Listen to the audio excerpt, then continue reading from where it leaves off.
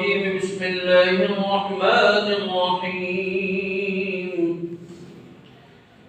إن الذين فرقوا دينهم وكانوا شيعا لست منهم في شيء إنما أمرهم إلى الله ثم ينبئهم بما كانوا يفعلون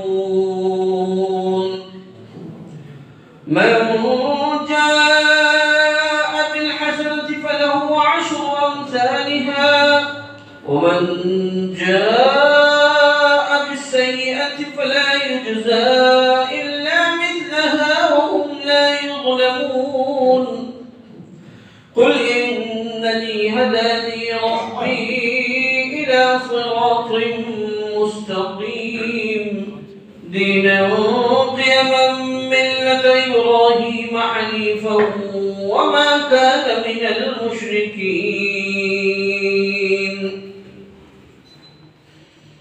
قل إن صلاتي ونسكي ومحياي ومماتي لله رب العالمين لا شريك له وبذلك أمرت وأنا أول المسلمين قل غير الله أبغي ربا وهو رب كل شيء ولا تكسب كل نفس إلا عليها ولا تزر وازرة وزر أخرى ثم إلى ربكم مرجعكم فينبئكم بما كنتم فيه تختلفون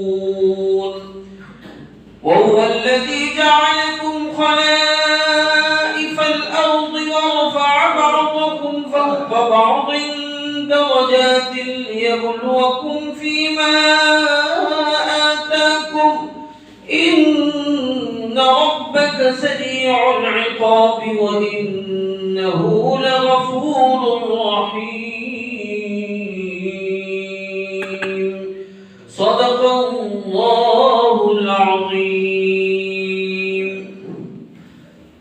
الحمد لله وحده نصر عبده وهزم الأحزاب وحده والصلاة والسلام على من لا نبي بعده رب اشرح لي صدري ويسر لي أمري واحلل عقدة من لساني يفقهوا قولي سبحانك لا علم لنا إلا ما علمتنا إنك أنت العليم الحكيم رب زدني علما رب زدني علما رب زدني علما وبك نستعين يا فتاح محترم بزرگوں عزیزی بھائیوں دینی ماں بہنوں ابھی ہم نے آپ کے سامنے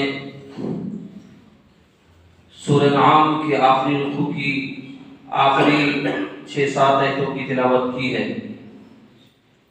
آج انشاءاللہ سورہ انعام مکمل ہوئی ہے اور سورہ انعام کے جو مضامین شروع سے اب تک چلتے چلے آ رہے ہیں ان سارے مضامین کا خلاصہ سورت کے آخر میں اللہ رب العزت نے بیان فرمایا ہے خاص طور سے ایمان والوں کے لیے ایک بہت ہی خوشخبری ایک آیت کے اندر اللہ نے اصول و قانون کے طور پر بیان فرما دی جو اللہ رب العزت کی رحمت اور اس کی مغفرت اور اس کی بے پناہ عطا کی دلیل ہے اسی آیت سے آج کے درس کی ابتدا ہے کہ اللہ تعالیٰ نے فرمایا ہے من جاء بالحسنۃ فلہ 10 امثالها اس کا آسان سا ترجمہ یہ ہے جو شخص ایک نیکی لے کر کے آئے گا تو اس کے لیے اللہ رب العزت 10 نیکیوں کے برابر اجر و ثواب عطا فرمائیں گے جو شخص ایک نیکی لے کر کے آئے گا اس کو اللہ رب العزت اس ایک نیکی کے برابر 10 نیکیاں عطا فرمائیں گے ومن جاء بالسیئۃ فلا یجزى الا مثلها اور جو شخص برائی لے کر کے آئے گا ایک برائی کر کے آئے گا تو اس کو اس ایک برائی کا صرف بدلہ دیا جائے گا اور لوگوں پر ذرہ برابر کوئی ظلم نہیں کیا جائے گا یہ آیت مبارکہ کا آسان سا ترجمہ ہے۔ اس آیت کے اندر اللہ رب العزت نے یہ قانون بنا دیا کہ ایمان والوں کو ان کے ایمان کے نتیجے میں جو نیکیاں ہوں گی ان نیکیوں پر کم سے کم ایک کی جگہ 10 دے گا، ایک نیکی کی جگہ پر 10 نیکیوں کا جو ثواب دے گا، ایک نیک کام کی جگہ پر اس جیسے 10 نیک کام کرنے کا جو ثواب عطا فرمائے گا۔ یہ اللہ رب العزت نے اپنے پاک کلام کے اندر اصول ضابطہ بنا دیا، قیامت تک کے لیے ایمان والوں کے لیے خوشخبری متعین و مقرر فرما دی کہ ایمان والوں کا کوئی نیک کام، کوئی نیکی، کوئی عمل اتنا سستا نہیں ہے، اتنا سستا نہیں ہے کہ ان کو ان کے نیکی کا کوئی بدلہ نہ دیا جائے، بلکہ اللہ کے نزدیک ایمان والوں کی نیکیاں، ایمان والوں کے نیک کام اتنی قدر و قیمت والے ہیں کہ اللہ رب العزت اس ایک نیک کام کے بدلے میں 10 نیک کام کرنے کے برابر اجر ثواب عطا فرمائیں گے۔ یہ اللہ کی عطا ہے، یہ اللہ کی رحمت ہے۔ وہ بھی اس آیت مبارکہ کے اندر صرف 10 کے برابر اجر ثواب دینے کا ذکر اللہ رب العزت نے فرمایا ہے۔ احادیث کے اندر اس کی تشریح آئی ہے۔ ایک حدیث میں آیا کہ اللہ رب العزت نے 100 رحمتیں پیدا فرمائی ہیں، اپنی رحمت کو 100 رحمتوں میں تقسیم فرمایا ہے۔ ان 100 رحمتوں کو تقسیم فرما کر صرف ایک رحمت کا حصہ اللہ رب العزت نے دنیا میں اتارا ہے، بقیہ 99 رحمتیں اللہ نے اپنے پاس رکھی ہیں، ان کے ذریعے سے اپنے بندوں پر قیامت کے دن رحمت کا معاملہ فرمائیں گے۔ ان 99 رحمتوں کے ذریعے سے ایک رحمت جو اللہ نے دنیا میں نازل فرمائی ہے، اس ایک رحمت کا یہ نتیجہ ہے کہ دنیا میں بے پناہ محبتیں، بے پناہ شفقتیں، بے پناہ تعلق دنیا میں دکھتا ہے، یہاں تک کہ ساری ماؤں کا اپنے بچوں کے ساتھ شفقت اور ممتا بھرا پیار، یہ سب اسی ایک رحمت کا نتیجہ ہے۔ یہاں تک کہ سارے جانوروں کا، ساری جانور ماداؤں کا اپنے بچوں کے ساتھ شفقت کا برتاؤ، ان کے ساتھ رکھ رکھاؤ، خیرخواہی کا برتاؤ، وہ سب اسی ایک رحمت کے نتیجے میں ہے۔ کہ بلی اپنے بچے کو اپنے منہ کے اندر دباتی ہے، لیکن اس کا پورا خیال رکھتے ہوئے کہ کہیں بچے کو اس کا دانت نہ لگ جائے۔ کیا مجال ہے کہ بچہ اپنی ماں کے منہ میں دبنے کے نتیجے میں چیخے اور چلائے اور تکلیف محسوس کرے۔ اسی طرح کتیا اپنے بچے کو منہ میں دباتی ہے، ایک جگہ سے دوسری جگہ منتقل کرتی ہے، لیکن کیا مجال کہ اس کتیا کا دانت اس کے بچے کے جسم میں چبھ جائے۔ یہ اسے ایک رحمت کا نتیجہ ہے، جہاں کہ سارے وحشی جانور تک اپنے بچوں کے ساتھ شفقت کا برتاؤ کرتے ہیں، ممتا کا برتاؤ کرتے ہیں، یہ صرف ایک رحمت کا نتیجے میں ہم کو دکھتا ہے۔ اور 99 رحمتیں اللہ رب العزت نے آخرت کے لیے رکھی ہیں۔ ان 99 رحمتوں کے ذریعے سے اللہ رب العزت جو ہیں سارے انسانوں کے ساتھ برتاؤ و سلوک فرمائیں گے۔ ایک روایت میں آیا کہ اگر کوئی کافر نافرمان اللہ کی رحمتوں سے واقف ہو جائے تو پھر وہ اس بات کا یقین کرنے لگے، امید رکھنے لگے کہ وہ بھی جنت کا مستحق بن جائے گا۔ اتنی اللہ کی رحمت ہے۔ اگر اللہ کی رحمت سے نافرمان واقف ہو جائے تو وہ بھی یہ سمجھنے پر مجبور ہو جائے کہ وہ بھی جنتی ہے۔ ایسی رحمتیں اللہ کی ہیں۔ اسی طرح سے اللہ کا عذاب، اللہ کی پکڑ، اللہ کی سختی سے اگر ایمان والا واقف ہو جائے تو پھر وہ بھی جنت میں جانے سے مایوس ہو جائے، جنت میں جانے سے مایوس ہو جائے، وہ بھی سمجھنے لگے ایسی پکڑ، ایسے عذاب کے نتیجے میں ہم کو بھی جہنم میں جانا پڑے گا، ایسی پکڑ، ایسا عذاب۔ اسی لیے حضرت عمر بن خطاب رضی اللہ عنہ فرمایا کرتے تھے کہ ایمان نام ہے خوف اور امید کی درمیانی حالت کا۔ آدمی، انسان، ایمان والا اللہ کی رحمت سے ایسی امید رکھے، جیسے عمر بن خطاب رضی اللہ عنہ نے اس کی تشریح کرتے ہوئے ارشاد فرمایا کہ ان کو اللہ کی رحمت سے ایسی امید تھی کہ انہوں نے فرمایا تھا کہ میں اللہ کی رحمت سے ایسی امید رکھتا ہوں کہ اگر اللہ رب العزت قیامت کے دن یہ فرما دے کہ سارے کے سارے انسان جہنم میں جائیں گے صرف ایک شخص کو چھوڑ کر سارے کے سارے جہنم میں جائیں گے، تو حضرت مرزان کہتے ہیں کہ مجھے یہ امید ہوگی اللہ کی رحمت سے کہ وہ شخص میں ہی ہوں گا جس کے بارے میں اللہ جنت کا فیصلہ فرمائیں گے۔ اور حضرت مرزان فرماتے ہیں، مرزان خلیفہ دوم ہیں، ابوبکر نبی اکرم صلی اللہ علیہ وسلم کے بعد سب سے پہلے خلیفہ بنے حضرت ابوبکر صدیق رضی اللہ عنہ، دوسرے خلیفہ بنے حضرت عمر بن خطاب رضی اللہ عنہ۔ خلیفہ برحق ہیں، اہل سنت والجماعت کے اعتبار سے امت کے تیسرے نمبر کے آدمی ہیں، یہ امت محمدیہ کے تیسرے نمبر کے آدمی ہیں، یا یوں کہنا چاہیے کہ نبیوں کو چھوڑ کر کہ وہ نبیوں کا رتبہ تو سب سے اعلیٰ سب سے افضل ہے، ان کی برابری کوئی نہیں کر سکتا۔ امتیوں کے اعتبار سے حضرت عمر بن خطاب رضی اللہ عنہ کا رتبہ و مقام دوسرے نمبر پر ہے۔ پوری انسانیت کے اندر انبیاء کرام علیہ السلام کو چھوڑ کر دوسرے نمبر کے آدمی ہیں عمر بن خطاب رضی اللہ عنہ۔ ان کا یہ فرمانا ہے کہ میں اللہ کی رحمت سے ایسی امید رکھتا ہوں کہ اگر قیامت کے دن اللہ رب العزت یہ اعلان فرما دے کہ سب کو جہنم میں جانا ہے ایک شخص کو چھوڑ کر، تو میں اللہ کی رحمت سے یہی امید رکھتا ہوں کہ وہ میں شخص ہوں گا جس کو جنت میں جانا ہوگا۔ ایسا یقین اللہ کی رحمت پر، اللہ ہم کو بھی اپنی رحمت پر ایسے یقین کرنے کی توفیق عطا فرمائے، ایسی رحمت پر یقین۔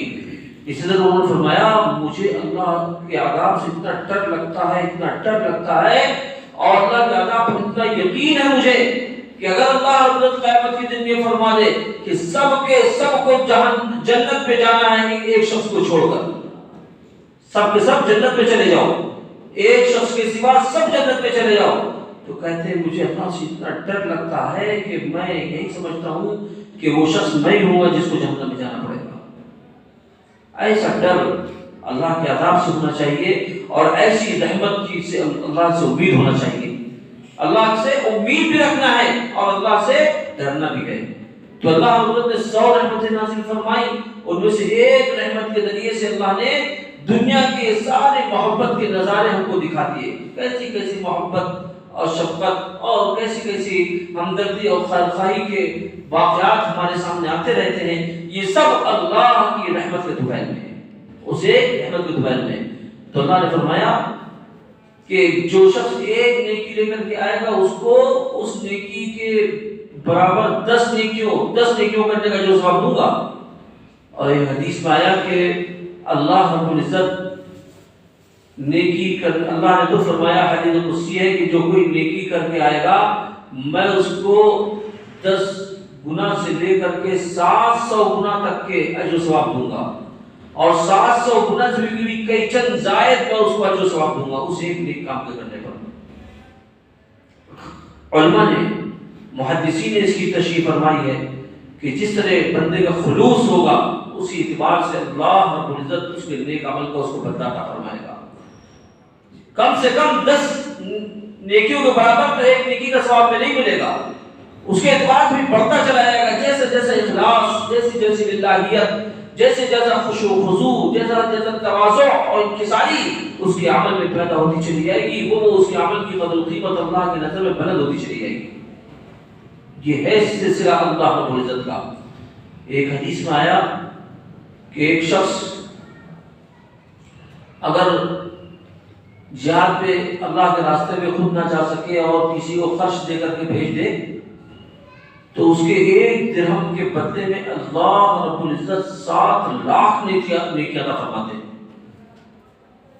اللہ کے راستے میں جانے والے کے لیے مال کوئی دے، مال خرچہ کر دے تو اس کو اللہ رب العزت 1 درہم کے بدلے میں 7 لاکھ نیکی عطا فرماتے ہیں، 7 لاکھ درہم خرچ کرنے کا جو ثواب عطا فرماتے ہیں۔ اور جو شخص خود جائے اور اپنے جان و مال کو لے کر کے راہ خدا میں دین کے کلمے کو بلند کرنے کے لیے قربانیاں دے تو اس کے لیے اللہ کے رسول صلی اللہ علیہ وسلم فرمان ہے کہ اس کے 1 درہم کے بدلے میں 7 کروڑ درہم خرچ کرنے کا جو ثواب اس کو ملے گا۔ جو خود جائے اور اپنے آپ سے درہم و دنانیر خرچ کرے اور اپنی جان کو اپنے مال کو راہ خدا میں خرچ کرے، دین کی خاطر اپنے آپ کو فدا کر دے، کلمے کو اللہ کے بلند کرنے کے لیے اپنی جان نشاور کر دے، اس کو اللہ رب العزت اتنا اجر و ثواب عطا فرمائیں گے۔ یہ ساری چیزیں اللہ کے رسول جناب محمد رسول اللہ صلی اللہ علیہ وسلم نے شوق پیدا کرنے کے لیے انسانوں کو بتا دی، ورنہ حقیقت یہ ہے کہ اللہ کا خزانہ لامتناہی ہے۔ اللہ کا خزانہ لامتناہی ہے۔ اللہ رب العزت کس کو کتنے عمل پر کیا دے گا یہ اللہ ہی کو حقیقت اس کی معلوم ہے، اللہ کے علاوہ کوئی نہیں جانتا۔ اور بندہ جو اپنے اعمال کا بدلہ وہاں دیکھے گا تو حیران اور شجر رہ جائے گا، اور وہ سوچے گا کہ اتنا اجر و ثواب، ایسی نعمتیں ہمارے معمولی سے اعمال کے بدلے میں، بندہ حیران اور شجر رہ جائے گا وہاں جا کر۔ اللہ ہم سب کو یہ یقین نصیب فرما دے جس یقین کی بنیاد پر صحابہ کرام رضوان اللہ اجمعین نے بڑی بڑی قربانیاں دینا اپنی عادت بنا لی تھی، ان کی ساری عبادتیں عادت میں شامل ہو گئی تھی۔ اللہ حضرت نے ان کو اتنا بڑا رتبہ ایسے ہی نہیں دیا، بڑی قربانی انہوں نے عطا فرمائی تھی۔ اور فرمایا دوسری چیز ہمارے فرمائی کہ جو شخص کوئی برائی لے کر کے آئے گا، بدی لے کر کے آئے گا، اللہ کی شان کے صدقے، انصاف کا تقاضا تو یہ تھا کہ جس طرح اللہ نے نیکی پر ایک نیکی پر 10 نیکیوں کا جو ثواب دینے کا وعدہ فرمایا، ویسے ہی انصاف کے تقاضے کے تحت اللہ کو یہ کرنا چاہیے تھا کہ ایک بدی پر بھی 10 بدیاں کرنے کا گناہ دیتا، عذاب دیتا۔ لیکن واہ اللہ کی ستاری، اللہ کی غفاری، اللہ کی رحمت کی، وہ فرما رہا ہے کہ جو کوئی ایک برا کام کر کے آئے گا تو اس کو اس ایک کام کے برابر ہی بدلہ دیا جائے گا، اس پر ذرہ برابر ظلم نہیں کیا جائے گا۔ حدیث میں آیا اللہ کی شان کے صدقے کہ جو کوئی برائی کا ارادہ کرے، جو کوئی برائی کا ارادہ کرے اور پھر برائی نہ کرے تو اس کے برائی کا ارادہ چھوڑ دینے پر بھی اللہ اس کو ایک نیکی عطا فرمائیں گے۔ یہ اللہ کی شان، کہ وہ برائی کا ارادہ کرے اور برائی نہ کرے، برائی کو چھوڑ دے تو اس کے چھوڑ دینے پر اللہ اس کو ایک نیکی عطا فرمائیں گے۔ یہ اللہ کا معاملہ ہے۔ جو کوئی نیکی کا ارادہ کرے تو صرف ارادہ کرنے پر ایک نیکی اس کے اعمال نامے میں لکھی جاتی ہے، اور جب اپنے ارادے پر عمل کر لے تو کم سے کم 10 نیکیوں کے برابر جو ثواب اس کے اعمال نامے میں لکھ دیا جاتا ہے۔ یہ اللہ کی طرف سے اصول بنا دیا گیا، نبی اکرم صلی اللہ علیہ وسلم نے اپنے حدیث کو بیان فرما دیا۔ اور جو کوئی برائی کا ارادہ کرے اور برائی نہ کرے، اللہ کے ڈر اور خوف سے اس برائی کو چھوڑ دے تو اس برائی کو چھوڑ دینے کے نتیجے میں اللہ اس کو ایک نیکی عطا فرماتے ہیں، ایک نیکی اس کے اعمال نامے میں لکھ دیتے ہیں۔ برائی کو چھوڑنے کے سلسلے میں، برائی کرنے اور نہ کرنے کے سلسلے میں 3 قسم کے لوگ ہوتے ہیں۔ ایک تو وہ لوگ جنہوں نے کسی برائی کا ارادہ کیا لیکن اللہ کا ڈر، اللہ کا خوف ان پر حاوی ہو گیا اور اس اللہ کے ڈر اور خوف کی وجہ سے انہوں نے برائی کا ارادہ ترک کر دیا۔ تو ایسے لوگوں کو تو اللہ حضرت جو واقعی برائی چھوڑ دینے کے نتیجے میں، ارادہ ترک کر دینے کے نتیجے میں ایک نیکی عطا فرما دیتے ہیں۔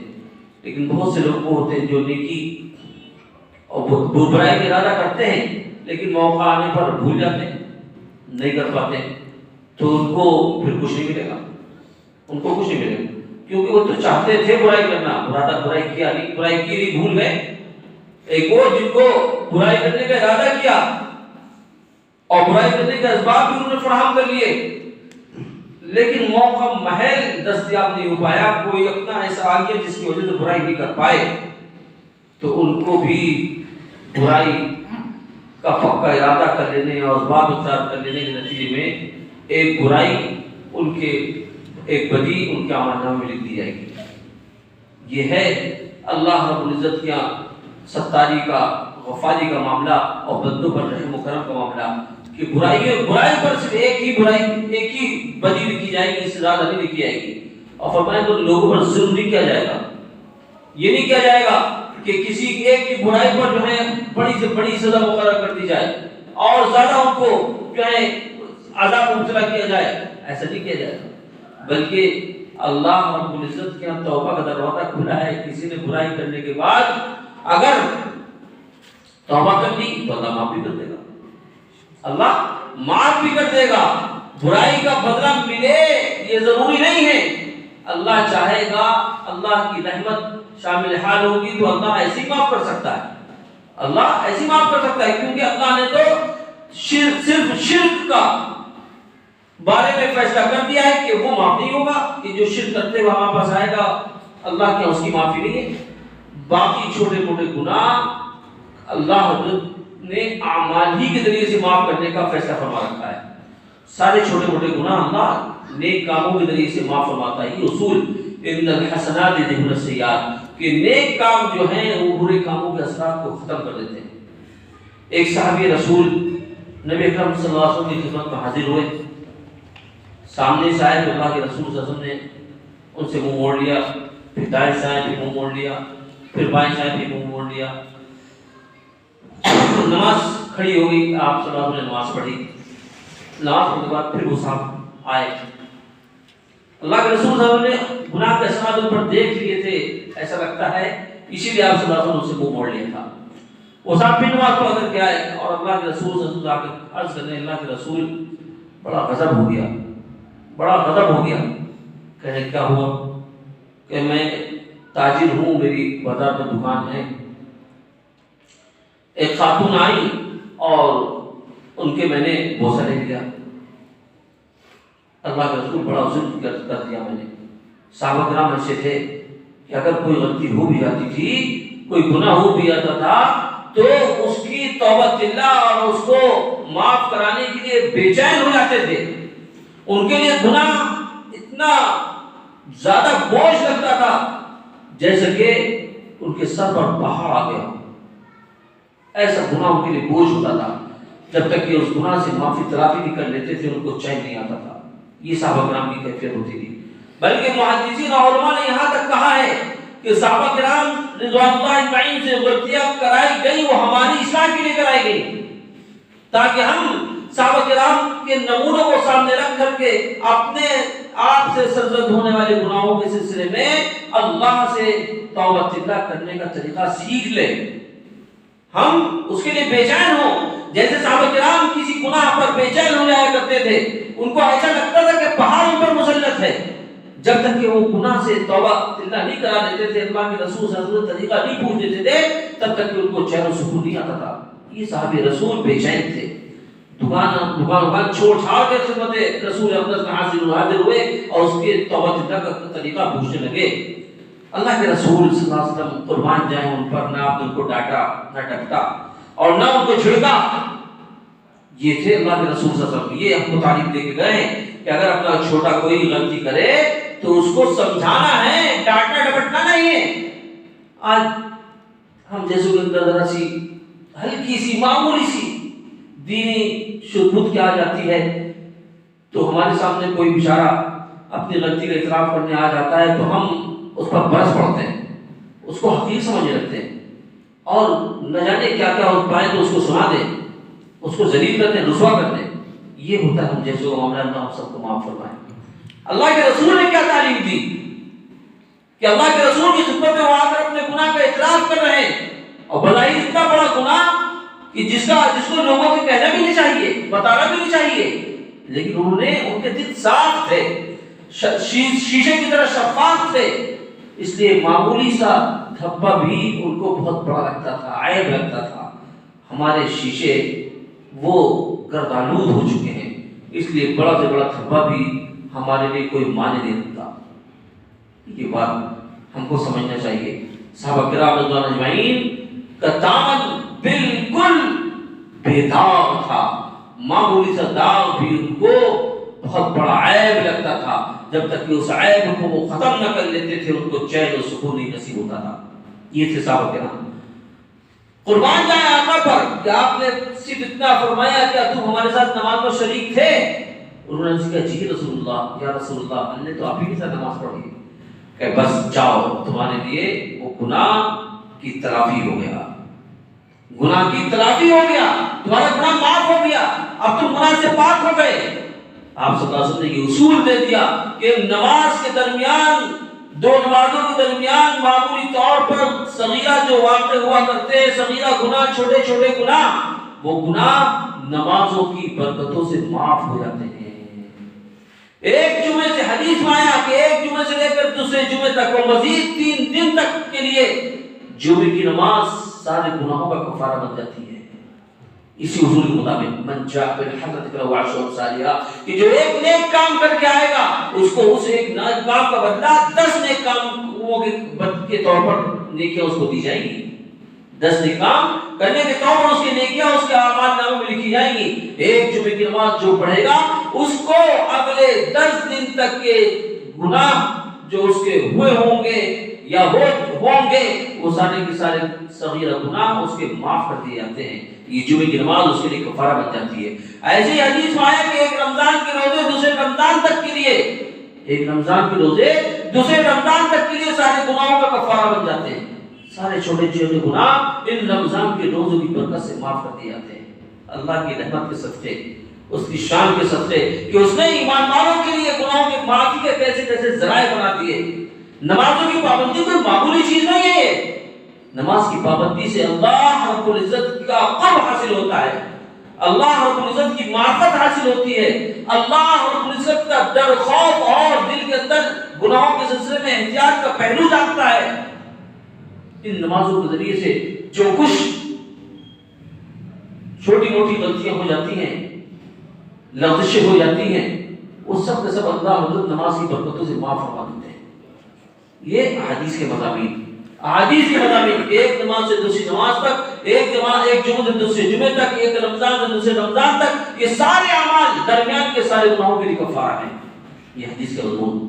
بہرحال اللہ رب العزت نے ہم ایمان والوں کے لیے اپنی رحمت کی بڑی امیدیں جگہ رکھی ہیں۔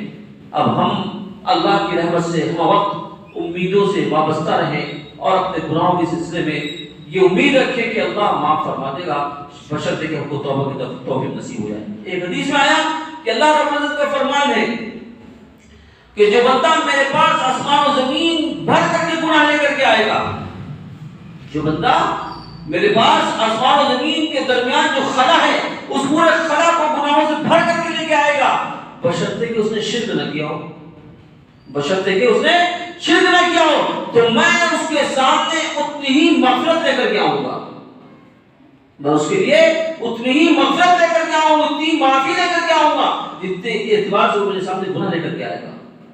اللہ کی شان کے صدقے اللہ نے کیسی کیسی امیدیں دلائی۔ ایک حدیث میں آیا کہ اللہ رب العزت فرماتا ہے، حدیث قدسی ہے کہ بندہ اسی چیز کے ذریعے سے سب سے زیادہ میرا قرب حاصل کر سکتا ہے جو میں نے اس پر فرض کر رکھی ہے، یعنی سارے فرائض کے ذریعے سے۔ پھر بندہ نوافل کے ذریعے سے میرے نزدیک ہوتا چلا جاتا ہے، میرے قریب ہوتا چلا جاتا ہے۔ ایک وقت آتا ہے کہ اعمال کی بنیاد پر وہ مجھ سے اتنا قریب ہو جاتا ہے کہ میں اس کی آنکھ بن جاتا ہوں جس سے وہ دیکھتا ہے، میں اس کی آنکھ بن جاتا ہوں جس سے وہ دیکھتا ہے۔ کیا مطلب کہ اگر اللہ رب العزت آنکھ بن گیا تو پھر اس آنکھ سے کوئی نافرمانی نہیں ہوگی۔ آنکھ سے نافرمانی ہو رہی ہے اس لیے کہ یہ آنکھ ابھی اللہ کی آنکھ نہیں بنی ہے، یہ آنکھ ابھی اللہ کی آنکھ نہیں بنی ہے، اس لیے ان آنکھوں سے نافرمانی اور گناہ سرزد ہو رہے ہیں۔ جس دن یہ آنکھ اللہ کی آنکھ بن جائے گی، اس آنکھ سے نافرمانی اور گناہ بالکل ختم ہو جائے گی۔ کیا مجال پھر یہ آنکھ گناہ کرے؟ نہیں ہو سکتے۔ اس لیے اللہ کے رسول صلی اللہ علیہ وسلم نے فرمایا کہ جو بندہ میری طرف ایک بالش پڑھتا ہے میں اس کی طرف 2 بالش پڑھتا ہوں، ایک ہاتھ پڑھتا ہوں۔ بندہ میری طرف ایک بالش پڑھتا ہے تو میں ایک ہاتھ پڑھتا ہوں اس کی طرف، بندہ میری طرف ایک ہاتھ پڑھ کے آتا ہے تو میں 2 ہاتھ پڑھ کے آتا ہوں، بندہ میری طرف چل کر کے آتا ہے تو میں اس کی طرف دوڑ کر لپک کر کے آتا ہوں۔ پھر میں اس کی آنکھ بن جاتا ہوں جس سے وہ دیکھتا ہے، میں اس کے کان بن جاتا ہوں جس سے وہ سنتا ہے، میں اس کے ہاتھ بن جاتا ہوں جس سے وہ پکڑتا ہے، میں اس کے پیر بن جاتا ہوں جس سے وہ چلتا ہے، اور جب وہ مجھ سے مانگتا ہے تو میں اس کو دیتا ہوں، اس سے پناہ طلب کرتا ہے تو میں اس کو پناہ دیتا ہوں۔ اللہ حضرت نے اپنے بندوں کے لیے یہ اصول ضابطے بنائے، ہم جانتے ہیں، ہمیں معلوم ہی نہیں، ہمیں شوق ہی نہیں اللہ کا بننے کا۔ ہم سب کے بننے کے لیے تیار ہیں، سب کی سہنے کے اور سب کی ماننے کے لیے تیار ہیں، لیکن نہ اللہ کے بننے کا جذبہ آتا ہے کہ ہم اللہ کے بنے، اللہ کو اپنا بنائیں، نہ اللہ کی مانے، نہ اللہ کی منوائیں۔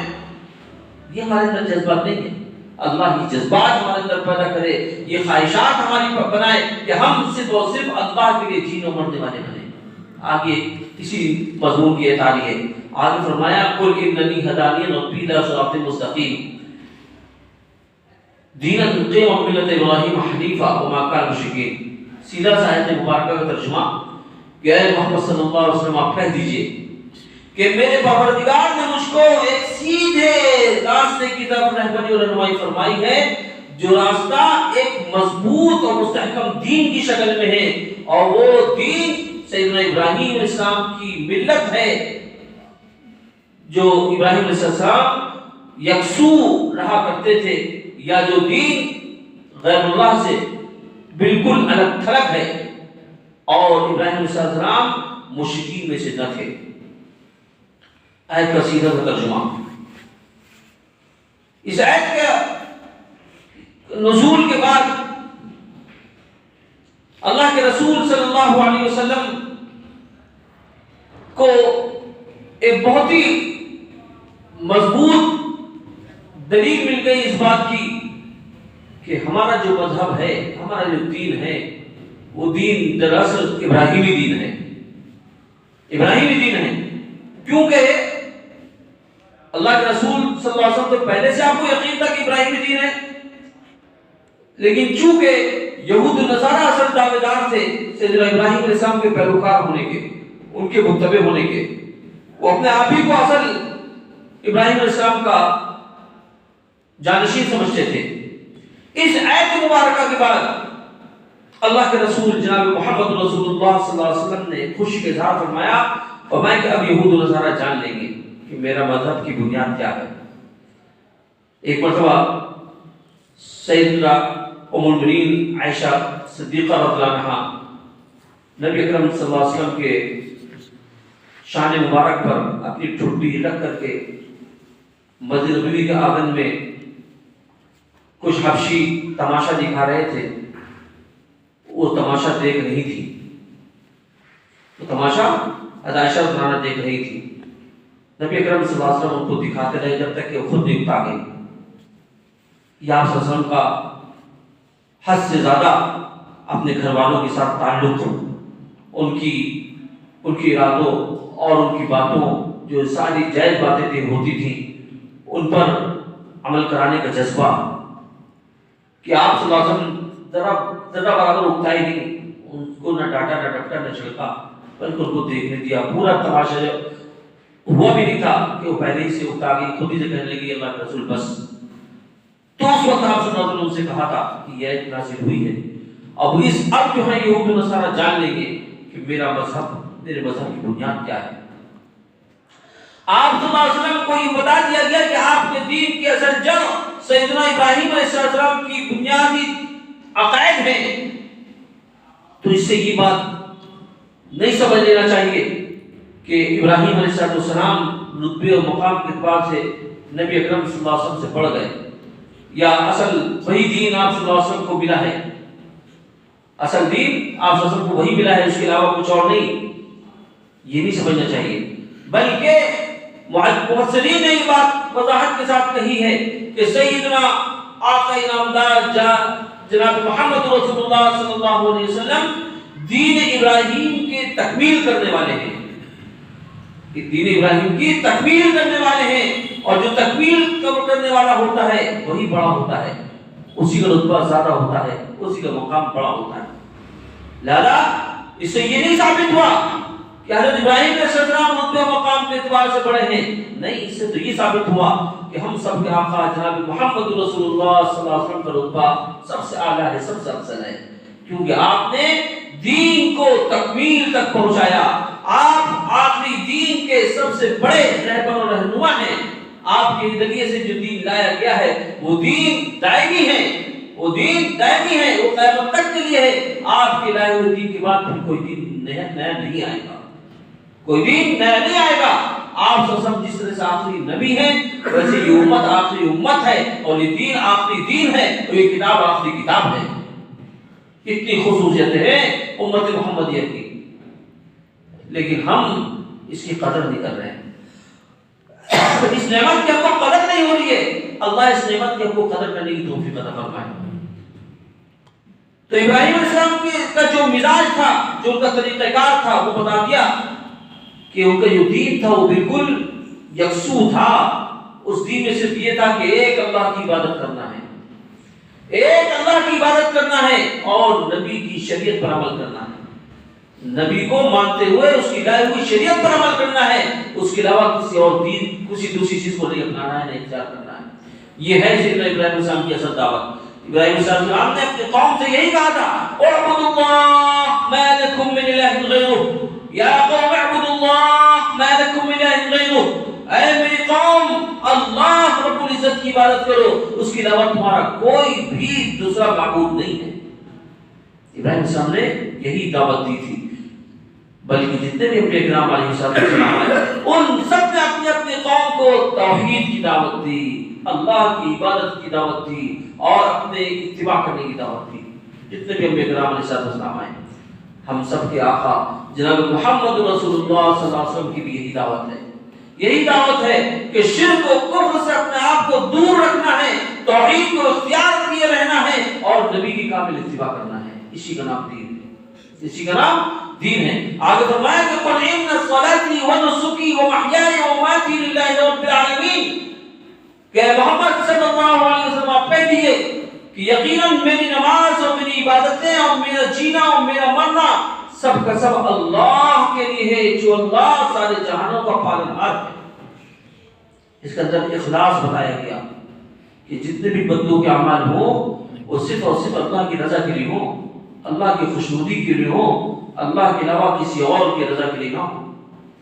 اس میں نبی اکرم صلی اللہ علیہ وسلم نے ساری امت مسلمہ کے سامنے یہ حقیقت رکھ دی کہ امت مسلمہ کی نماز، اس کی عبادتیں، اس کی زندگی کے سارے معاملات اور اس کی موت کے سارے معاملات، یہ سب کے سب اللہ واسطے ہونا چاہیے، اللہ کے لیے ہونا چاہیے اور کسی اور دوسرے مقصد کے لیے نہیں ہونا چاہیے۔ یہ آیت کریمہ، اس آیت کریمہ سے لے کر وعلم المسلمین تک کے اللہ کے رسول صلی اللہ علیہ وسلم جب تہجد کی نماز پڑھتے تو آپ نیت باندھنے سے پہلے یہ کلمات اور یہ دو آیتیں پڑھا کرتے تھے۔ آگے فرمایا لا شریک لہ وبذلک امرت انا والمسلمین، کہ اس اللہ جو سارے جہاں کا پالنہار ہے، جس کے لیے میری نماز ہے، میری عبادت ہے، جینا ہے، مرنا ہے، وہ اللہ کون ہے؟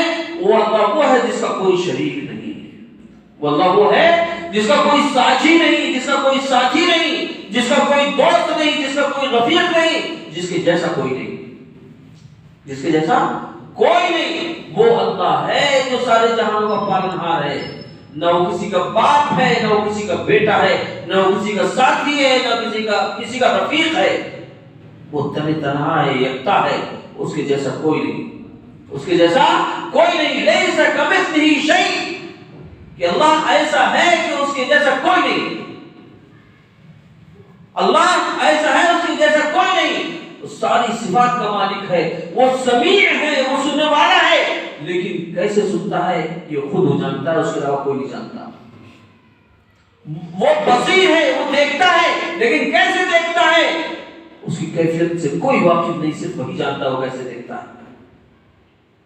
اللہ سب کچھ جانتا ہے، ہمارے دلوں کے رازوں کو جانتا ہے، ہمارے پلک جھپکنے کی اشاروں کو جانتا ہے، ہماری آنکھوں کی خیالات کو جانتا ہے، لیکن کس طرح سے، کس سسٹم کے ذریعے سے وہ سب جانتا ہے، نہ اس نے بتایا ہے، نہ کوئی معلوم کر سکتا ہے، نہ اس نے بتایا ہے، نہ کوئی معلوم کر سکتا ہے کہ اللہ کے کیا سورس آف انفارمیشن ہے۔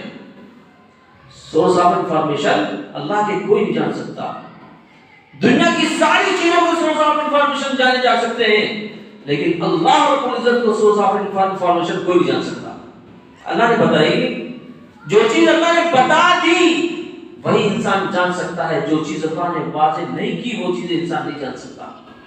جن چیزوں کے اسباب فراہم کر دیے گئے، یہ اسباب کے ذریعے سے آدمی فلاں واقعیت، فلاں جانکاری لے سکتا ہے، بس انہی اسباب کو اختیار کر کے بندہ ساری واقعیت حاصل کر سکتا ہے، علم حاصل کر سکتا ہے۔ اور جن چیزوں کے اسباب اللہ نے عطا نہیں فرمائے وہ اسباب دنیا کے اندر، کائنات کے اندر موجود ہے، اللہ رب العزت نے قرآن میں جگہ بجگہ انسان کو مخاطب کر کے غور و فکر کرنے کی دعوت دی ہے. یہ سائنس اور ٹیکنالوجی تو یہ تو ہمارا میدان تھا، ہمارا میدان تھا، لیکن افسوس ہم نے جب قرآن کو چھوڑا تو یہ میدان بھی ہم سے چھن گیا.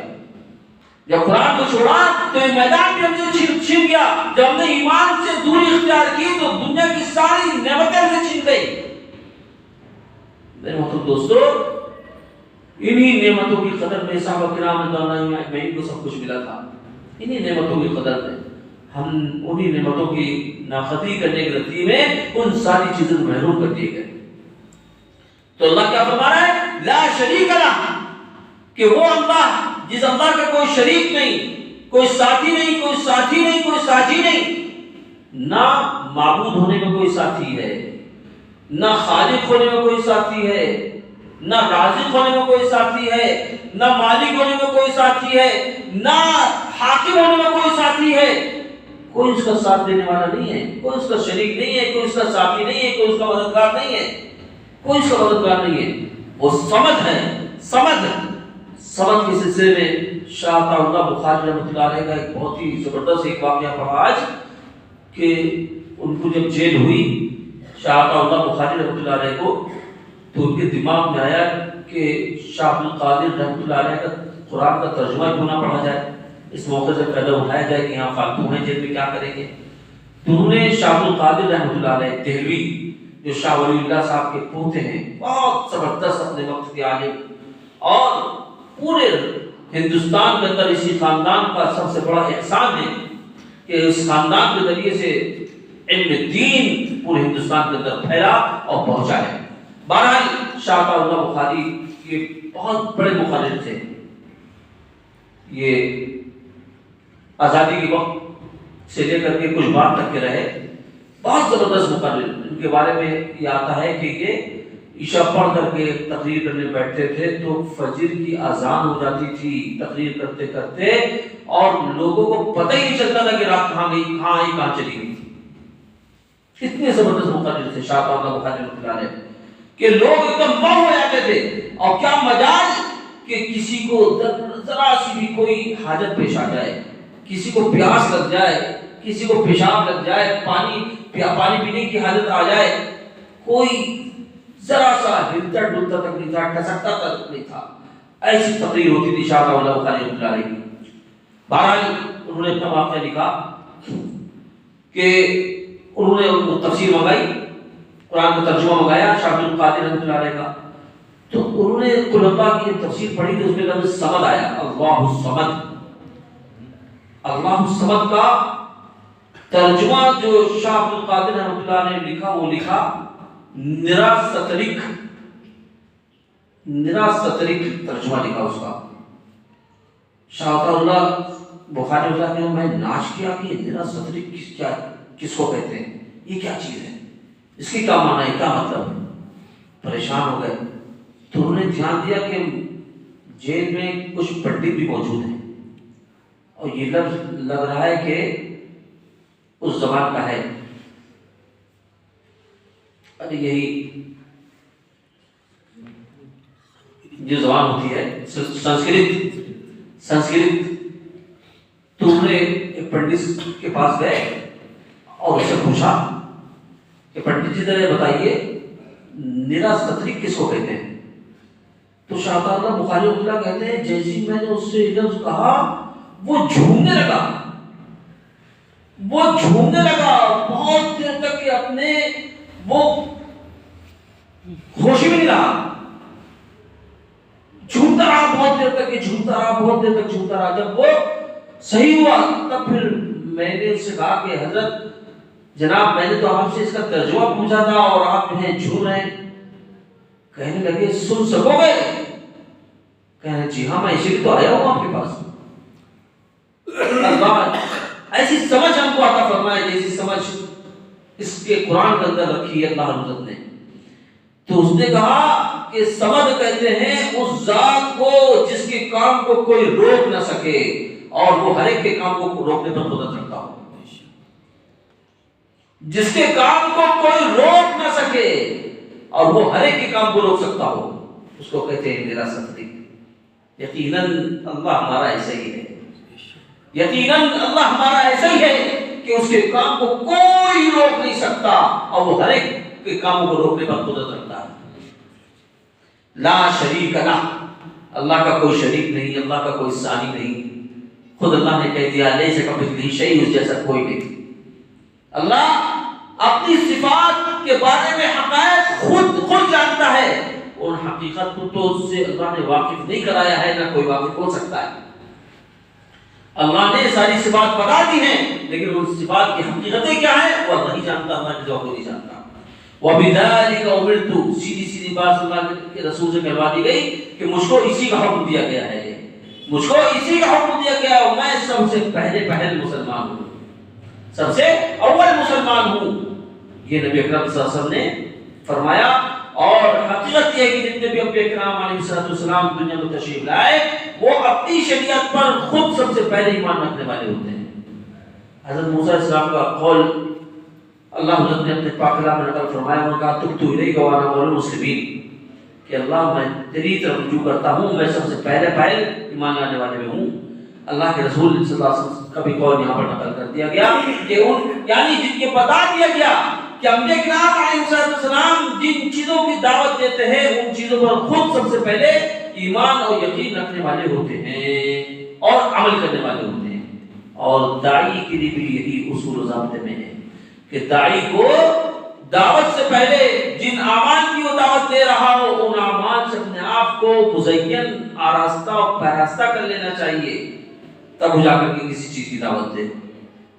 جب تک کہ ان اعمال سے اپنے آپ کو مزین نہ کر لے، آراستہ اور پیراستہ نہ کر لے، وہ خصوصیات نہ پیدا کر لے جو اس عمل کی ہیں، تب تک کہ وہ حقیقی معنوں میں داعی بننے کے لائق نہیں ہے۔ یہ نبیوں کی اتباع ہے، نبیوں کی اتباع ہے، اس لیے نبیوں جیسی صفات اپنے اندر پیدا کرنے کی کوشش کرنا چاہیے۔ اللہ حضرت ہم سب کو ان صفات سے متصف فرمائے۔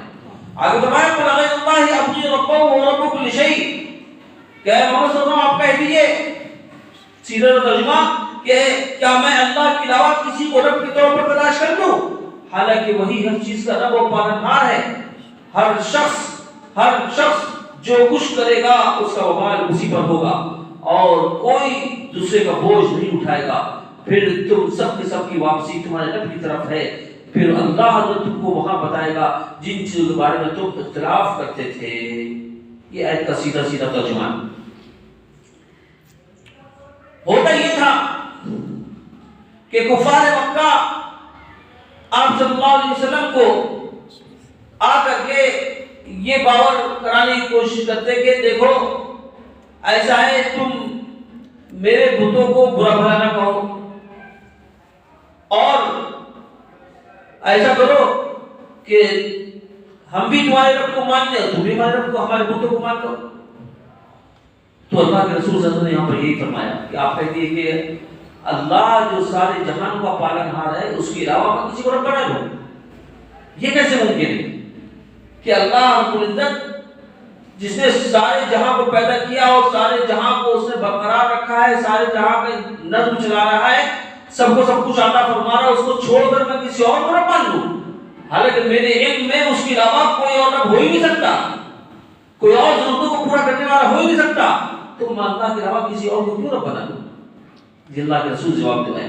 اب فرمائیں جو کوئی کسی طرح کا عمل کرے گا تو اس کا وبال اسی پر ہوگا، جو کوئی نیکی کرے گا اس کا اجر و ثواب اس کو ملے گا، جو کوئی برائی کرے گا اس کا وبال اسی پر ہوگا۔ تم برائی کر رہے ہو کرو، اس کا وبال تمہاری پر ہوگا، اور آخرت میں کوئی بھی کسی کے عمل کا بوجھ اور گٹھن نہیں اٹھائے گا۔ ہر ایک کو اپنے ہی اعمال خود اٹھانا ہے، اپنے اعمال کو بوجھ خود اٹھانا ہے، کوئی کسی کے اعمال کو دوسرا اٹھائے گا نہیں۔ یہ اللہ حضرت نے کئی جگہ یہ بات ارشاد فرمائی ہے کہ ہر ایک سے اس کے اپنے اعمال کے بارے میں پوچھ ہوگی، دوسرے کا اعمال کے سے اس کی پوچھ نہیں ہوگی۔ ہر ایک جو ہے اپنے اعمال کا ذمہ دار ہے، ہر ایک اپنے اعمال کا ذمہ دار ہے، دوسروں کے عمل کا کسی کی کوئی ذمہ داری نہیں ہے۔ قبر میں بھی ہر بندے سے اس کے اپنے بارے میں پوچھا جائے گا، کسی دوسرے کے بارے میں اس سے نہیں پوچھا جائے گا۔ حشر میں بھی اس کے بارے میں ہر ایک سے پوچھا جائے گا۔ اللہ رب العزت پردہ ڈال کر جب ہر ایک سے اس کے گناہوں کا اعتراف کرائیں گے تو وہ خود اسی کے اپنے گناہوں کی ذاتی کسی اور کے نہیں ہوں گے، کسی اور کے نہیں ہوں گے، بلکہ اللہ رب العزت نے سب کو اپنے اپنے طور پر مکلف بنایا ہے، پابند بنایا ہے. کسی کی ذمہ داری دوسرے پر نہیں ڈالی، کسی کی ذمہ داری دوسرے پر نہیں ڈالی ہے. ہر ایک کو اپنے طور پر اللہ رب العزت نے ذمہ دار بنایا ہے. لہذا ہر ایک اپنے اپنے اعمال کا، اپنے اپنے دین کا، اپنے اپنے یقین اور عقیدے کا، اپنے اپنے جو ہے اخلاق کا، اپنے کردار کا خود ذمہ دار ہے. جیسا جو چاہے بنا لے، جیسا جو چاہے بنا لے. کسی کے عمل کا اثر دوسرے پر نہیں پڑے گا، کسی کے عمل کا اثر دوسرے پر نہیں پڑے گا. ہر ایک کو خود اپنے عمل سے واسطہ ہوگا اور اپنے عمل کا انجام خود اس کو بھگتنا ہوگا، اپنے عمل کا انجام خود بھگتنا ہوگا. وَلَا تَزِرُ وَازِرَةٌ وِزْرَ أُخْرَىٰ کہ کوئی بوجھ اٹھانے والا دوسرے کا بوجھ نہیں اٹھائے گا، کوئی بوجھ اٹھانے والا دوسرے کا بوجھ نہیں اٹھائے گا. ہر ایک اپنا بوجھ اٹھائے ہوگا، چاہے اچھا ہو چاہے برا، چاہے نیکیوں کا بوجھ ہو چاہے برائیوں بدیوں کا بوجھ ہو. نیکیوں کا بوجھ ہلکا پھلکا لگے گا، برائیوں کا بوجھ بڑا وسیع لگے گا. برائیوں کا بوجھ بدیوں کا بوجھ اٹھائے نہیں اٹھائے گا، نیکیوں کا بوجھ ایک دم ہلکا پھلکا ہوگا، ایسے ہی اٹھ جائے گا. وَلَا تَزِرُ وَازِرَةٌ وِزْرَ أُخْرَىٰ بڑی پیاری ہے کہ کوئی کسی کا بوجھ نہیں ڈھوئے گا. اسی اصول کے مطابق آدمی کو زندگی میں اپنے اعمال بنانے کا اصول ملا ہے، قاعدہ ملا ہے کہ ہماری نماز کیسی ہو، اس لیے کہ ہم سے ہماری نماز سے ہمیں پوچھ ہوگی. ہمارے روزے کیسے ہوں، اس لیے کہ ہم سے ہمارے روزے کے بارے میں پوچھ ہوگی. ہمارا قرآن کیسا ہو، اس لیے کہ ہمارے قرآن کے بارے میں ہم سے پوچھ ہوگی، کسی اور سے پوچھ نہیں ہوگی. اسی طرح جتنے بھی اعمال ہیں وہ سب جو ہم کر رہے ہیں اور کرتے ہیں، ان سارے اعمال کے سلسلے میں ہم سے پوچھ ہوگی، کسی اور سے پوچھ نہیں ہوگی. وَلَا تَزِرُ وَازِرَةٌ وِزْرَ أُخْرَىٰ بہت زبردست اصول و ضابطہ اللہ نے بتا دیا کہ کوئی کسی کا بوجھ نہیں ڈھوئے گا. ہر ایک کو اپنا بوجھ ڈھونا ہے، ہر ایک کو اپنا بوجھ ڈھونا ہے. اب جب ہر ایک کو بوجھ ڈھونا ہے تو پھر آدمی جس طرح کا بوجھ ڈھو سکے اسی طرح کی گٹھری تیار کرے، اسی طرح کا سامان تیار کرے جو بوجھ ڈھو سکے. جیسا بوجھ ڈھو سکے ویسے ہی تیار کرے. سمجھدار مسافر وہ ہوتا ہے جو اپنے ساتھ ہلکا پھلکا سامان لے کر کے چلے. سمجھدار مسافر وہ ہوتا ہے جو اپنے ساتھ ہلکا پھلکا سامان لے کر کے چلے تاکہ سفر میں اس کو زحمت نہ اٹھانا پڑے، سفر میں دوسروں کی مدد نہ لینا پڑے، سفر میں وہ سامان حرج نہ کرے، بلکہ ایک معمولی سا بیگ ہو جہاں چاہے اٹھا کر لے کے چلتے، جہاں چاہے رک جائے. یہ نہیں کہ آج ہم اکیلے ہیں ہمارے ساتھ 10 بیگ ہیں. 10 بیگ لے کر کے چلنے والا سمجھدار مسافر نہیں ہوتا. 10 بیگ لے کر چلنے والا سمجھدار مسافر نہیں ہوتا. اللہ کے رسول جناب محمد رسول اللہ صلی اللہ علیہ وسلم نے ایمان والے سے یہی کہا ہے. حضرت عبداللہ بن عمر رضی اللہ عنہ سے روایت ہے، کہتے ہیں کہ آپ کا انعامدار جناب محمد رسول اللہ صلی اللہ علیہ وسلم نے میرا شانہ پکڑا اور شانہ پکڑ کر ارشاد فرمایا کن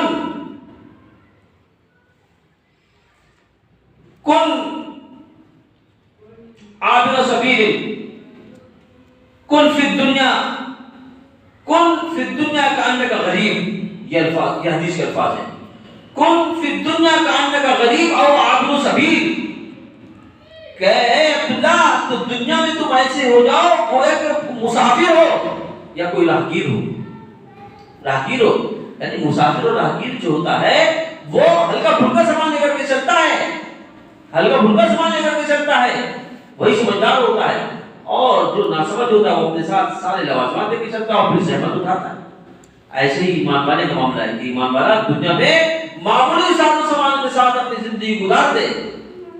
زیادہ ساز و سامان کرے گا تو یہ زیادہ ساز و سامان اس کے لیے حرج پیدا کریں گے. آگے فرمائے کہ وَهُوَ الَّذِي جَعَلَكُمْ خَلَائِفَ الْأَرْضِ وَرَفَعَ بَعْضَكُمْ فَوْقَ بَعْضٍ کہ وہی اللہ ہے جس نے تم کو زمین کا جانشین بنایا ہے. وہی اللہ ہے جس نے تم کو زمین میں جانشین بنایا ہے. ہم انسان اللہ کے خلیفہ ہیں، اللہ کے جانشین ہیں. وہی اللہ ہے جس نے تم کو زمین کا جانشین بنایا ہے. سیرہ ترجمہ ہے مبارکہ کا یہ سورہ نام کی آخری ہے کہ وہی اللہ ہے جس نے تم کو زمین کا جانشین بنایا ہے اور اس نے تم میں سے ایک کو دوسرے پر فضیلت دے رکھی ہے درجے کے اعتبار سے، مرتبے کے اعتبار سے، تاکہ وہ تم کو آزمائے ان چیزوں میں جو اس نے تم کو دے رکھی ہیں۔ یقیناً تمہارا رب بہت جلد سزا دینے والا ہے، اور یقیناً تمہارا وہ بڑا معاف کرنے والا، رحم کرنے والا ہے۔ آپ نے اللہ نے دونوں صفات بیان فرما دی اور انسان کی حقیقت بیان فرما دی۔ انسان کی حقیقت بیان فرما دی کہ انسان اپنے آپ کو معمولی چیز نہ سمجھے، انسان اپنے آپ کو معمولی چیز نہ سمجھے۔ انسان کو اللہ نے اپنا زمین میں جانشین بنایا ہے، اپنا خلیفہ بنایا ہے۔ جانشین کا مطلب کون ہوتا ہے؟ خلیفہ کس کو کہتے ہیں؟ اب باپ کا بیٹا جو ہوتا ہے وہ باپ کا جانشین ہوتا ہے، باپ کا خلیفہ ہوتا ہے۔ پہلے آنے والے کے بعد جو لوگ آتے ہیں وہ لوگ جانشین اور خلیفہ ہوتے ہیں۔ پہلے آنے والے کے بعد جو لوگ آتے ہیں وہ لوگ ان لوگوں کو بعد میں آنے والوں کو جانشین اور خلیفہ کہتے ہیں۔ خلف کہتے ہیں ایسے جانشین کو جو نیک ہو، اچھا ہو۔ خلف کہتے ہیں ایسے جانشین کو جو برا ہو، بدکار ہو۔ اولادوں میں دو طرح کے ہوتے ہیں، خلف بھی ہوتے ہیں جس کو ناخلف ہم لوگ کہہ دیتے ہیں کہ بڑا ناخلف نکل گیا۔ حالانکہ ناخلف لفظ جو ہے وہ یعنی لفظی اعتبار سے صحیح نہیں ہے بالکل، لیکن ناخلف ہم لوگ کہہ دیتے ہیں۔ ناخلف کا مطلب ہوتا ہے کہ ناکارہ۔ اسی خلف کا سے نکلا ہے خلائف، خلیفہ اسی سے بنا ہے لفظ خلف سے۔ تو خلیفہ کہتے ہیں جانشین کو۔ پہلے سورہ بقرہ میں فرمایا کہ وَإِذْ قَالَ رَبُّكَ لِلْمَلَائِكَةِ إِنِّي جَاعِلٌ فِي الْأَرْضِ خلیفہ، کہ اس وقت کو یاد کرو جب کہ تمہارے رب نے فرشتوں سے کہا تھا کہ میں دنیا میں اپنا جانشین بنانے جا رہا ہوں۔ وہاں بھی یہ لفظ استعمال فرمایا تھا، یہاں بھی لفظ استعمال فرمایا کہ وہی اللہ ہے جس نے تم کو اپنا جانشین بنایا۔ انسان کو اشرف المخلوقات یوں نہیں کہا جاتا، اشرف المخلوقات یوں نہیں کہا جاتا۔ انسان واقعی اگر اللہ کا جانشین بن کر کے زمین پر رہے تو واقعی اشرف الجانشین ہے، وہ اشرف المخلوق ہے، اشرف المخلوقات ہے۔ اگر واقعی وہ اللہ کا جانشین بن کر زندگی گزارے۔ جانشین کا اور جو سچا خلیفہ ہوتا ہے، سچا جانشین ہوتا ہے، وہ کیسا ہوتا ہے؟ دنیا میں جو بیٹا اپنے باپ کی بالکل مرضی کے مطابق سارے امور انجام دیتا ہے، سارے معاملات برتتا ہے، باپ کو خوش رکھنے کے لیے ساری وہ باتیں کرتا ہے جو باپ کی مرضی ہوتی ہے، باپ کی بالکل مرضی کے مطابق چلتا ہے، تو وہ اچھا جانشین کہلاتا ہے، نیک کہلاتا ہے۔ کہ نیک کہلاتا ہے کہ چاہے وہ جو ہے زبردستی یعنی اپنے والدین کو صرف خوش رکھنے کے لیے کر رہا ہو، اس کا دل نہ چاہ رہا ہو، اس کام کرنے کا دوسرا طریقہ کار اس کو اختیار کرنا چاہ رہا ہو، لیکن صرف یہ کہ نہیں ہمارے والدین، ہمارے والد جو ہیں اس میں خوش ہوں گے، اس لیے وہ اس طرح سے کر رہا ہے، تو وہ نیک کہلاتا ہے۔ ایسے ہی اگر بندہ اپنی مرضی، اپنی خواہشات کو طاق پر رکھ کر کے اللہ کی مرضی کے مطابق زندگی گزارنے والا بن جاتا ہے تو وہ سچا جانشین بن جاتا ہے۔ اس نے سچا جانشین کیوں بنایا ہے؟ جانچنے کے لیے، پرکھنے کے لیے کہ یہ جانشین ہمارا صحیح جانشینی اختیار کرتا ہے کہ نہیں اختیار کرتا ہے، سچا جانشین بنتا ہے کہ نہیں بنتا ہے، اللہ نے جس حال میں رکھا اس حال میں رہنے پر خوش ہے کہ نہیں ہے۔ اگر اللہ نے مال دیا ہے تو مال لے کر کے اللہ کے احکامات پورے کر رہا ہے کہ نہیں کر رہا ہے۔ اگر اللہ نے کچھ نہیں دیا اور کچھ نہ دے کر کے دیکھنا چاہ رہا ہے کہ یہ صبر کے ساتھ رہ رہا ہے کہ نہیں رہ رہا ہے۔ اللہ نے کسی کو دیا ہے خوب تاکہ دیکھیں وہ شکر گزار بنتا ہے کہ نہیں بنتا ہے۔ اللہ نے کسی کو نہیں دیا ہے، بالکل نہیں دیا ہے، اس لیے نہیں دیا ہے کہ دیکھنا چاہتا ہے کہ صبر کرتا ہے کہ نہیں کرتا ہے۔ دینے میں مصلحت ہے اور نہ دینے میں بھی مصلحت ہے۔ کسی کو اللہ دے کر کے آزما رہا ہے، کسی سے اللہ لے کر آزما رہا ہے۔ اللہ کو آزمانے کا حق ہے، اللہ کو آزمانے کا حق ہے۔ کسی کو خوب دے رہا ہے اور خوب دے کر کے آزما رہا ہے، وہی سمجھ رہا ہے خوب جس کو مل رہا ہے کہ ہم بڑے خوش نصیب ہیں۔ نہیں، جتنا زیادہ جس کو مل رہا ہے اتنا زیادہ اس کو پریشانی کا سامنا کرنا پڑے گا۔ اس لیے جس کو خوب مل رہا ہے وہ خوب کا پھر جو ہے حساب نہیں دے پائے گا، حساب دے نہ پائے گا۔ جب اس سے حساب لیا جائے گا تو پھر وہ پھنس جائے گا، اور پھنسے گا تو پھر اس کا ٹھکانہ کہاں ہوگا۔ ہاں، جس کو نہیں ملا ہے وہ اگر اس پر صبر کر لے اور یہ اپنا مزاج بنا لے کہ الحمدللہ علی کل حال، کہ اللہ نے ہم کو اگر اسی حال میں رکھنے کا فیصلہ فرمایا ہے تو ہم اسی پر راضی ہیں، یہ سب کر لے جائے گا تو اس کے لیے پھر آخرت ہی آخرت میں ساری کی ساری نعمتیں اس کے حصے میں آئیں گی۔ علماء نے لکھا ہے کہ بندے 4 قسم کے ہوتے ہیں، بندے 4 قسم کے ہوتے ہیں۔ بندوں کی ایک قسم تو وہ ہے جن کے لیے اللہ رب العزت نے دنیا میں بھی فراوانی رکھی ہے اور آخرت میں بھی فراوانی رکھی ہے۔ دنیا میں بھی فراوانی رکھی ہے، دنیا میں بھی ان کو خوب دیا اور آخرت میں بھی اللہ خوب دے گا، یعنی ان کو خوب دیا تو وہ اس میں اللہ کے حقوق ادا کرتے رہتے ہیں۔ اللہ نے اگر ان کو بہت دیا ہے تو سب کے حقوق ادا کرتے ہیں۔